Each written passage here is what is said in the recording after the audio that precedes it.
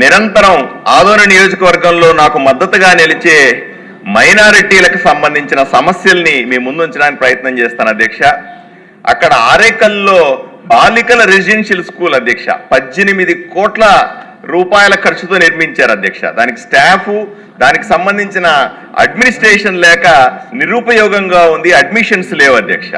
రెండవది ITI college boys కు సంబంధించి 3,69,00,000 రూపాయలతో కట్టారు అధ్యక్ష. దాంట్లో కూడా ఈరోజు అడ్మిషన్స్ లేకుండా నిరుపయోగంగా ప్రజలకు ఉపయోగపడకుండా ఉంది అధ్యక్ష. అలాగే టీజీఎల్ కాలనీలో ఉన్నటువంటి ఉర్దూ జూనియర్ కాలేజ్ బాలికల కోసం కట్టాము అధ్యక్ష. ఇది పూర్తయి కూడా సంవత్సరం దాటింది అధ్యక్ష, అయినా దానికి ఇప్పుడు ఉపయోగంలో లేదు. ఈద్గా అధ్యక్ష ముస్లింస్ కు పవిత్ర స్థలం.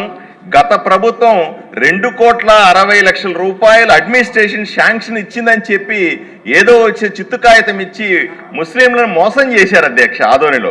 దీనికి తప్పనిసరిగా మా మంత్రి గారిని కూడా అడిగాను అధ్యక్ష. వీళ్ళని నమ్మి సుమారుగా స్థానికులంతా కూడా 80 లక్షలు చందాలు వేసుకొని దాన్ని కట్టం మొదలు పెట్టారు, సగంలో ఆగిపోయింది అధ్యక్ష. దీన్ని కూడా పట్టించుకోవాల్సిన అవసరం ఉంది. మేదరగిరిలోని షాదీఖానా అప్పుడు చంద్రబాబు నాయుడు గారు ముఖ్యమంత్రిగా ఉన్నప్పుడు మొదలైనటువంటి షాదీఖానా జగన్మోహన్ రెడ్డి వచ్చిన తర్వాత కక్షపూరితంగా దాన్ని ఆపేశారు అధ్యక్ష. దాన్ని పూర్తి చేస్తే పేదలు కనీసం పెళ్లిళ్లు చేసుకోవడానికి అవకాశం దొరుకుతుంది. శ్మశాన వాటిక కబరిస్తానికి సంబంధించిన ప్రహరీ కూడా పెండింగ్ లో ఉంది అధ్యక్ష.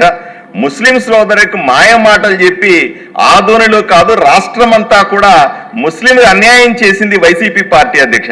ముస్లింల వైపు నిలబడి వాళ్ళని కాపాడేది, వాళ్ళ గురించి ఆలోచన చేసేది గౌరవ ముఖ్యమంత్రి చంద్రబాబు నాయుడు గారి నాయకత్వంలో రాష్ట్ర ప్రభుత్వం, నరేంద్ర మోదీ గారి నాయకత్వంలో ఉన్నటువంటి ఎన్డీఏ ప్రభుత్వం అని మీ ద్వారా తెలియజేసుకుంటున్నాను అధ్యక్ష.